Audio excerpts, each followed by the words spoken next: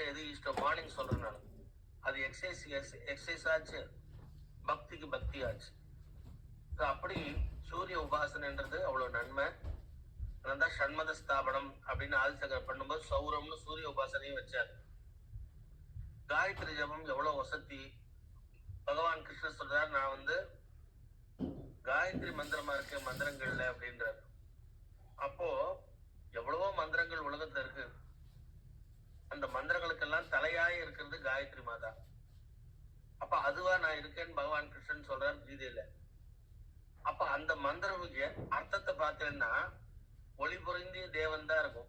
அங்க காயத்ரி மாதா பேர்லாம் எதுவுமே வராது. ஒளி பொருந்திய தேவன், அவர் எனக்கு இதை கொடுக்கட்டும், நல்லதை கொடுக்கட்டும், நன்மையை கொடுக்கட்டும், நல்ல புத்தியை வந்து நம்மளுக்கு வந்து, ஏன்னா நம்மளோட எந்த செயலுக்கும் காரணமே, எந்த ஒரு நமக்கு வர வாழ்க்கையில நல்லது கெட்டதுக்கு காரணமே நம்மளோட முன்ஜென்ம கர்மா செய்கை. அந்த செய்கை எப்படி செஞ்சிருப்போம்? நம்ம ஒரு எண்ணம் ஏற்பட்டு அந்த எண்ணத்தை செயலாக்கி அதை அடுத்தடுத்த ப்ராசஸிங்ல ஒரு தப்பு பண்றதா இருந்தாலும் சரி, ஒரு நல்லது பண்றதா இருந்தாலும் சரி, ஒரு கோயிலுக்கு போனோம், வீட்டுல குடும்பத்துல எல்லாரையும் அழைச்சிட்டு ஏதோ ஒரு ரொம்ப ஒரு ஃபேமஸான ஒரு காசிக்கு போனோம், இல்ல ஒரு ஏதோ ஒரு கோயில் பன்றிபுரம் போனோம். முதல்ல ஒரு எண்ணம் நமக்கு உற்பத்தி ஆகுது. அப்புறம் ஒய்ஃப்ட்ட பேசுறோம், கூட வீட்டுல இருக்க ஃபேமிலி மெம்பர்ஸ்ட்ட பேசுறோம், எப்ப எல்லாருக்கும் பசங்களுக்கு லீவுன்னு பாக்குறோம், ஒரு டேட்டு வந்து டிசைட் பண்றோம், எல்லாருக்கும் லீவு, ஒரு தோதுப்பட்ட நாளா ஒன்று பார்த்து பன்றிபுரம் போயிட்டு வரோம் ஃபேமிலியா. ஒரு எக்ஸாம்பிளுக்கு தான் சொல்றேன். அப்போ அந்த மாதிரி முதல்ல அப்ப வந்தது என்ன? இந்த பன்றிபுரம் போயிட்டு நல்லபடியாப்பா நல்ல பக்தி, ஞானேஸ்வரர், துக்காராம், இந்த மாதிரி மகான்கள்லாம் மிதிச்ச மண்ணு, இங்க நம்மளும் மிதிச்சு அந்த மண்ணை எடுத்து நெத்தியில் இட்டுருந்தோம். அவ்வளவு புண்ணிய பூமி, எப்ப பாரு விட்டல நாமம் ஓடிண்டே இருக்கு, விட்டல விட்டல பாட்டுருக்கான்னு. அப்படிப்பட்ட அந்த ஊரை, அந்த சந்திரபாகா நதிய, நம்ம பீமா நதி சந்திரபாகா நதின்னு 2 பேர் சொல்லுவாங்க. அங்க நம்ம தரிசனம் பண்ணோம், அந்த தீர்த்தத்தை தலையில போட்டு பண்ணிட்டோம், பாண்டங்களை தரிசனம் பண்ணோம், ருக்மிணியை பார்த்தோம், அங்க பின்னாடி இருக்கிற ராதையை பார்த்தோம். இது எதுக்கு சொல்றேன்னா, பெரியவா ஒரு வாட்டி கேட்டான்றதுக்காக அந்த மனக்கிட்ட சொல்றேன். இப்போ ராதை சன்னதியும் இருக்கு அங்க. ஒருத்தர் போய் பார்த்துட்டு வரும்போது ராதையை பார்த்தியான்னு கேட்டுட்டு பெரியவா ராதையோட பக்தியை சிலாகிட்டி சொன்னான். அதை டீட்டெயிலா முன்னாடி சொல்லியிருக்கேன், அதுக்காக இப்ப ஷார்ட் கட் பண்ணேன். அதையும் சொல்றேன். அப்போ அந்த மாதிரி அவளோட பிளஸிங் வாங்கின்னு வருது, மகான்களோட ஆசீர்வாதத்தை வாங்கி வருது. முதல்ல இப்ப எல்லாம் பண்ணி முடிச்சு அப்புறம் திங்க் பண்ணோம்னா, நம்ம கோயிலுக்கெல்லாம் போயிட்டு வந்தாச்சு, வீட்டுக்கு வந்தாச்சு. இதுக்கு ஆரம்ப ஸ்டேஜ் என்ன, ஆரம்ப புள்ளி எது அப்படின்னா எண்ணம். ஒரு வாட்டி நமக்கு தோணித்து, யாரோ ஆபீஸ்ல பேசிட்டு இருக்கும்போது பன்றிபுரம் போயிட்டு வந்தேன்னு சொன்னா, நாமளும் ஃபேமிலியா போனோமேன்னு தோணினதுக்கு அடுத்த ஸ்டெப் ஃபேமிலி மெம்பர்ஸோட கூப்பிட்டு பேசினோம், ஒய்ஃப் அண்ட் எல்லாரோடையும் பேசினோம். சரி போலாமேன்னு சொன்னா, அப்ப டிக்கெட் பாக்குறோம், டிக்கெட் கிடைக்கிற அவைலபிலிட்டி பாக்குறோம். அதுக்கப்புறம் அவளுக்கு பசங்களுக்கு பாடம், எக்ஸாம், அந்த மாதிரி இதெல்லாம் யோசனை பண்றோம். அப்புறம் லேடிஸ் ப்ராப்ளம்லாம் இருக்கா ஒய்ஃபுக்கு, அது என்னைக்கு வராதுன்னு பாக்குறோம். ஓரளவுக்கு பிளானு, எல்லாமே 100% பண்ண முடியாது, ஓரளவுக்கு. அந்த மாதிரி பார்த்து எல்லாம் பார்த்துட்டு ஒரு டேட் ஃபிக்ஸ் பண்றோம். அதுக்கப்புறம் நம்ம போயிட்டு தரிசனம் முடிச்சு அங்க இருக்கிற ஹோட்டல்ஸ் எதெல்லாம் தங்கலாம்லாம் பார்த்துட்டு, அத்தனையும் நம்ம ஒரு எண்ணம் ஆரம்பிச்சதுல இருந்து ஒரு ஸ்டெப்பா எடுத்து போய் தரிசனம் பண்ணி போயிட்டு வரும். ஸோ இப்போ இது ஒரு நல்ல காரியத்துக்கு இனிஷியலா நமக்கு கை கொடுக்கறது ஒரு எண்ணம். இதேதான் ஒரு பெரிய பாவ செயல் செய்யற ஒருத்தனுக்கு பார்த்தேன்னா, அவனுக்கு பேசிக்கலி எப்படி ரோட்ல எங்கேயோ போகும்பொழுது ஒரு பெண்ணை பார்த்துருக்கான், எப்படியாவது இவளை கல்யாணம் பண்ணிக்கணும்னு நினைக்கிறான். அவளை போய் அப்ரோச் பண்றான், அவ வந்து முடியாதுன்னு சொல்றான். உடனே அதுக்கு பதிலுக்கு கத்தி தூக்கிட்டு போறான். இதெல்லாம் இந்த அதிகமா நடக்கிறது இப்பெல்லாம். அதுவும் இந்த தமிழ்நாட்டுல நிறையவே நடக்குது. திடீர்னு குத்தி போடுறான். இப்ப உடனே போலீஸ் பிடிச்சுன்னு போய் ஜெயில போட்டுடுறான். இவன் இப்ப ஜெயில உட்காந்துருக்கான். இவனுக்கு ஸ்டார்டிங் பிளேஸ் என்ன? இவன் பாவம் பண்ணிட்டு இப்போ ஜெயில வந்திருக்கான். அந்த எண்ணம். அப்ப இந்த எண்ணம் நல்லதா இருந்தா எல்லாமே லைஃப்ல நல்லதா, சந்தோஷமா, நிம்மதியா, நல்லது வேண்டியது. அதே எண்ணம் ஒரு தப்பா இருந்து அதுக்கு நம்மள என்கரேஜ் பண்ற மாதிரி அதுக்கு தீனி போட்டோம்னா, அது பெருசா போய் நம்மள ஒரு பாவின்னு முதிரை குத்தி நம்ம எங்கேயோ ஒரு பிரிசன்ல ஜெயில உட்கார வச்சிருது. ஸோ அப்ப பேஸ் அப்ப எல்லாத்துக்குமே எண்ணம் தானே. ஸோ அந்த எண்ணத்தை அந்த கிளியர் கட்டா கொடுக்கறதுக்கு தான் நேற்று பார்த்தீங்கன்னா இந்த சரஸ்வதி பிறந்த நாள்னு சொல்லி அந்த பூஜை எல்லாம் பண்ணியிருக்கா. இந்த பஞ்சமி, வசந்த பஞ்சமி எல்லாம் பண்ண. அப்ப பேஸ் என்ன? அந்த ஞானம் வந்து இறைவன் சரஸ்வதியோட கடாட்சம். அதுதான் வந்து காயத்ரி மாதா, அதுதான் சூரியன். இந்த லிங்க் உங்களுக்கு தெரியாம இருக்கலாம், நான் சொல்றேன். சரஸ்வதின்றது தான் காயத்ரி மாதா. சந்தியாயன்மா, சாவித்ரியன்மா, காயத்ரியன்மா, சரஸ்வதியன்மா. நாங்க ஒவ்வொரு திக்கு பார்த்து நமஸ்காரம் பண்ணுவோம் சந்தியாவந்தத்தை. அப்ப அந்த ஞானம்ன்றது யார் கொடுக்குறா அப்படின்னா சரஸ்வதி. அதுக்குதான் கல்விக்கு அதிபதியா வச்சா. ஸோ ஞானம்ன்றது என்ன? This is right, this is wrong அப்படின்ற அறிவு. எது ரைட் எது ராங்ன்ற அறிவு, அதுதான் நம்ம ஒவ்வொருத்தையும் செயல்பட வைக்கிறது. அந்த ராகவேந்தருக்கு அந்த டிசிஷன் மேக்கிங் டக்குன்னு தெரியல, சம்சாரத்தை விட்டு லைஃப் கல்யாணம் பண்ணிட்டு ஒரு குழந்தை கூட வந்தாச்சு. இப்ப அவர் சன்னியாஸ் சுசீந்திர அவர் தீர்த்தர் வந்து சன்னியாசத்துக்கு வான்னு கூப்பிடுறாரு. அடுத்த பீடாதிபதியா வாக்குங்க.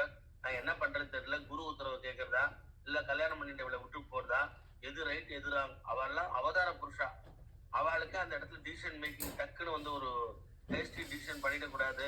எது ரைட் டிசிஷன் எடுக்கணும், என்ன பண்றது, குருவிட்ட மன்னிச்சுக்கோங்க சாரி அப்படின்னு சொல்லிட்டு வந்துடுறதா, இல்ல ஒய்ஃப்ட வந்து சாரி சொல்லி கிளம்பி போறதா, எது ரைட்டு, நாம எது செஞ்சா கரெக்டா இருக்கும் அப்படின்னு அவர் ரொம்ப ஒரு இந்த டிசிஷன் மேக்கிங் எடுக்க முடியாம தவிக்கும் பொழுது சரஸ்வதி ஆனவள் அவருக்கு ஞானத்தை கொடுத்து அறிவை கொடுத்து, நீ அவதார புருஷன், நீ பிரகலாதனோட அம்சம், நீ வந்திருக்கிறதே உலகம் முழுக்க பக்தியும் நல்லதையும் உயர்வுன்றதுக்காக.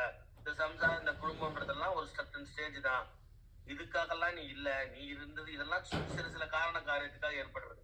நீ வந்திருக்கிறதே ஹோல் என்டையர் வேர்ல்டுக்கே ஒரு ஒரு வெளிச்சத்தை கொடுக்கக்கூடிய ஒரு இவரா வந்திருக்க நீ அப்படின்னு சொல்லி அவரை வந்து சரஸ்வதி கைடு பண்றா. உடனே அவர் போய் உடனே அம்பாள் சொன்ன உடனே போய் குருட்ட ஓகே சொல்லிட்டார். நமக்கு தெரியும், பட் சரஸ்வதி அப்படி சொல்லிட்டு அப்படி பண்ணி ஒரு டிசிஷன் எடுத்தா அவர் ஒய்ஃபோட நிலைமை என்ன, பையனோட நிலைமை என்னெல்லாம் நம்ம கொஸ்டின் பண்ணுவோம். அதுக்குதான் சொல்லுவா தெரியுமா, ராணுவத்துல பசங்களை கொடுக்கும்போது அந்த தாய்க்கு வந்து வயிறு கஷ்டமா தான் இருக்கும். போய் மரணம் ஏற்பட்டதுன்னா ஒரு பஞ்சாப் லேடி சொன்னா, மூத்த பையன் ஒருத்தன் மாதிரி ராணுவத்தை போய் செத்து போயிட்டா, எல்லாம் அழுதுன்னு இருக்கா, அவளும் அழுதுன்னு இருக்கா.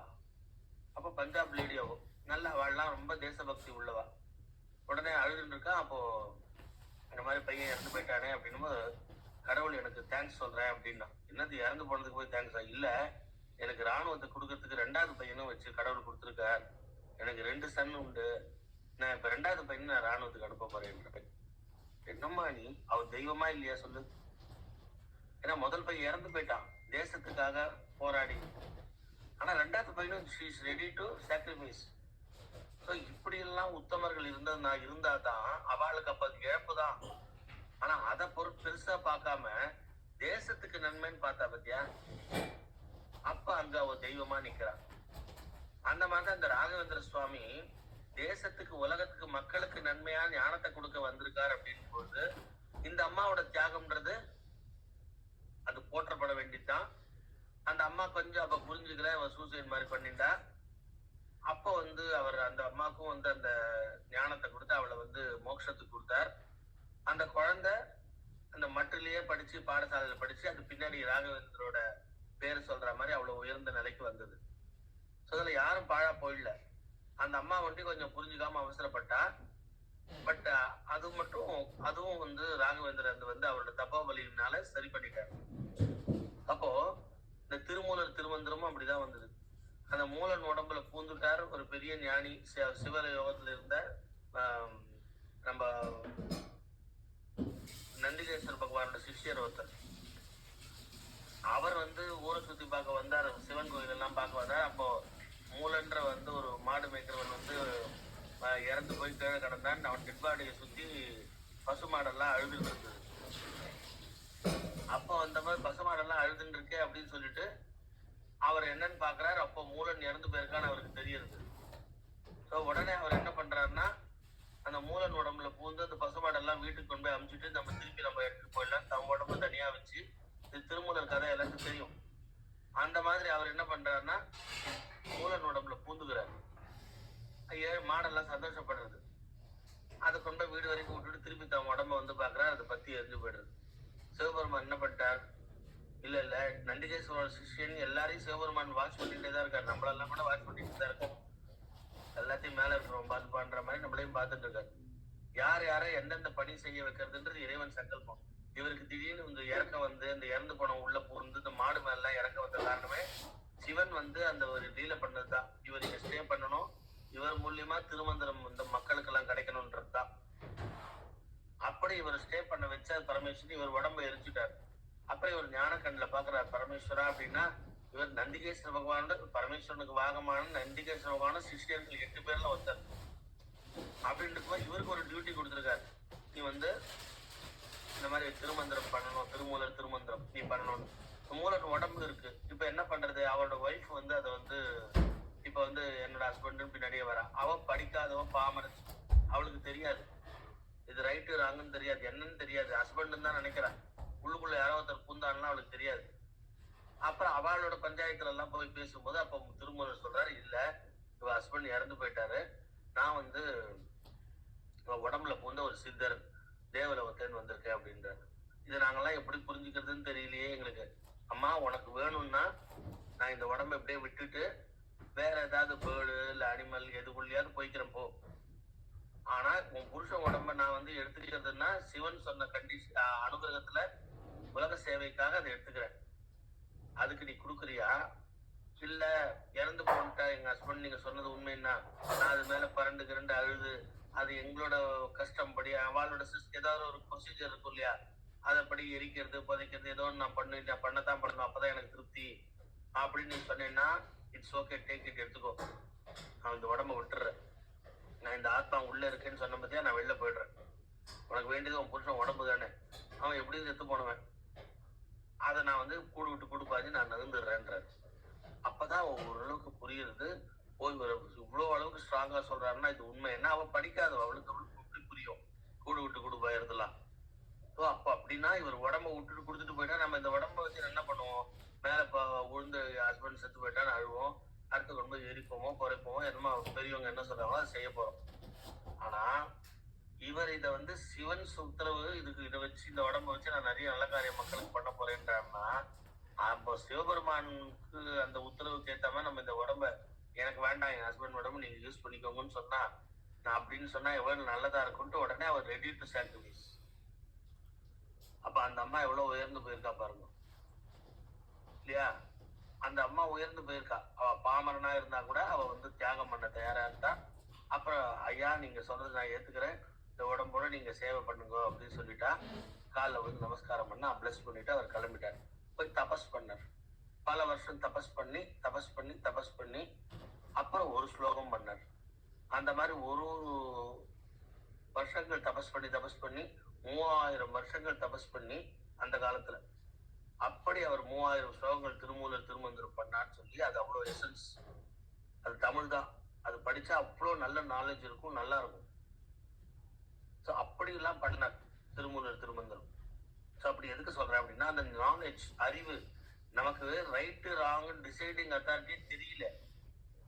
எதை சூஸ் பண்றோமோ, எதை நோக்கி போறோமோ, எதை நோக்கி அடுத்தடுத்து பிளான் பண்ணி ப்ராசஸிங் பண்றப்போ அது நமக்கு நல்லதை தொட்டிருந்தோம்னா நல்லது கிடைக்கிறது, கெட்டதை தொட்டோம்னா அது கெட்டதா இருக்கு.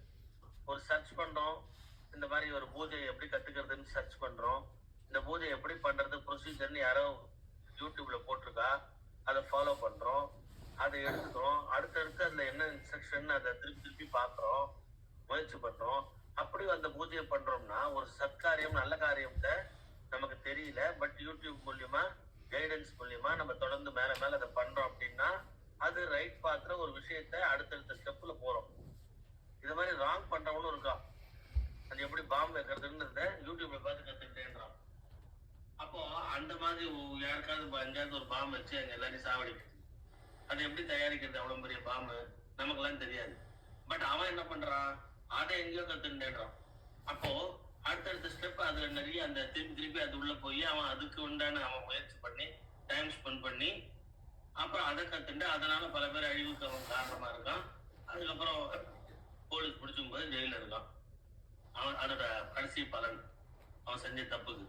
ஸோ அந்த மாதிரி எந்த செயலை செய்யற, அதுக்கு புத்தி எப்படி யூஸ் பண்ற, எந்த புத்தி ஒண்ணு எந்த மாதிரி ஒண்ணு டைரக்ட் பண்றது. ஸோ இது ஒரு டீட்டெயிலா தேவையில்லை, பட் உங்களுக்கு டீட்டெயிலா சொல்றேன். அதுக்கு தான் இந்த சூரிய உபாசனைன்னு. சூரிய உபாசனை உன் புத்தியை தெளிவாக்கி உனக்கு இது ரைட்டு இது ராங்குன்னு சொல்லி கொடுத்து உன்னை ரைட் பாத்துல அழிச்சுன்னு போகும். சோ இவ்வளவு பின்னாடி இருக்கு சூரிய உபாசனையில. சோ சூரிய உபாசனை காயத்ரி பண்றவாள்லாம் அந்த முக தேஜஸ்ன்றால காயத்ரி பண்ண பண்ண பண்ண பலவிதமான பல பேரோட கஷ்டங்களும் இவ போக்கடிக்கிறா அப்படின்னு சொல்லி ஞானிகள்லாம் சொல்லுவா. எல்லாருமே காயத்ரிய நம்ம ஹிந்து ரிலிஜன்ல எல்லாரும் பாருங்க, மகாபரிவா எடுத்துக்கோங்க. ஏன்னா நமக்கு எல்லாமே எங்கேயோ யாரையோ தேட முடியாது, நமக்கு எல்லாமே மகாபரிவா சொல்லி கொடுத்துருக்கா. தெய்வத்தின் குரல்ல காயத்ரி மந்திரத்தை பத்தி இது மகாபரிவா என்ன சொல்லியிருக்கான்னு பாருங்க. அப்ப மத்த மந்திரத்துக்கு எல்லாத்துக்கும் தாய் மந்திரமா காயத்ரி தான் சொல்லுது. அப்படி எல்லாருமே ஒரே மாதிரி காயத்ரி மந்திரம் தான் வசத்தின்னு சொல்றான்னா, அப்ப அது நமக்கு அது தெரிஞ்சோ தெரியாமல அது வசதி. நமக்கு அது முழுக்க புரியணும்னு அவசியம் இல்லை. இப்பதான் சொல்றா இல்லையா, டாக்டர்ஸ் பிரிஸ்கிரைப் பண்றா, நல்ல கைராசி டாக்டர், நல்ல விஷயம் தெரிஞ்சவர், பல வருஷம் படிச்சவர், பல வருஷம் எக்ஸ்பீரியன்ஸ் இருக்கிறவர். அவர் ஒரு மருந்து எழுதுறாருன்னா உடனே அந்த மருந்து பேரை பார்த்துட்டு நெட்ல போட்டு பார்த்து இதுல ஒன்ன சைடு எஃபெக்ட் என்ன, இதுல நல்லது என்ன கெட்டது என்ன, இப்படி ரொம்ப மூளையை கசக்க வேண்டான்ற அவ்வளவு அறிவெல்லாம் தேவையே இல்லை. இந்த டாக்டர் மேல நான் நம்பிக்கை வச்சிருக்கேன். அவர் நல்லா படிச்சவர், பல வருஷம் எத்தனையோ பேர் உயிரை காப்பாத்திருக்கார். அவர் எழுதி கொடுக்குறாரா, அந்த மாத்திரை டபக்குன்னு போடுவோம், தண்ணியை பிடிப்போம், மேட்டர் முடிஞ்சுது.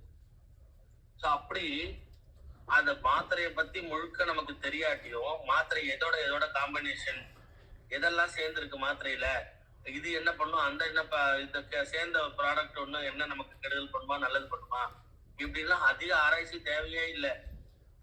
நம்ம ஒன்றும் டாக்டரா போறது இல்ல, சயின்டிஸ்டா போறது இல்ல நம்ம தலையத்துக்கு. அப்போ இதுல போய் எதுக்கு ரொம்ப நேரம் ஸ்பெண்ட் பண்ணணும் தேவையில்லாதத. ஆனா யாரோ ஒருத்தங்க எக்ஸ்பீரியன்ஸ் சொன்னாங்களா, அதை கேட்டு அப்படியே போ. இது ஒரு மார்க் இருக்கே அப்படின்னா நம்ம பக்தியில அப்படிதான் குரு என்ன சொல்றாரோ கேட்கணும். அதுதான் நம்மளோட ரிலிஜியன்ல அழகா சொல்லிருக்கு. ஏன்னா அவ தபஸால நிறைய விஷயத்தை கிரகிச்சுண்டு நமக்கு எடுத்து கொடுத்துருக்கா. லைக் மகாபரிவா ராகவேந்திர வாழ சொல்ற தபஸால அவ நிறைய கிரகிச்சுண்டு நமக்கு நல்லதை எடுத்து கொடுக்குறா. அப்ப அவ சொன்னதை அப்படியே ஃபாலோ பண்ணாலே போறோம், அதுல ஆராய்ச்சியே தேவையில்லை, ஒபே பண்ணாலே போறோம். அப்ப அந்த மாதிரி சூரிய உபாசனை காயத்ரி உபாசனைன்றது நன்மை அப்படின்னு அவ சொல்லியிருக்காளா, கோஹெட் அவ்வளவுதான், கேட்டு போயிட்டே இரு, செஞ்சுட்டு போயிட்டே இரு, இதுதான் உனக்கு நன்மை பயன். ஸோ அந்த மாதிரி புத்திய யூஸ் பண்றதுக்கு, நல்ல வகையில யூஸ் பண்றதுக்கு, எண்ணங்கள் நல்லதா வர்றதுக்கு எல்லாமே இந்த சூரிய உபாசனை ஹெல்ப் பண்ணும் அப்படின்றதுதான் நான் சொல்ல வந்த விஷயங்கள்.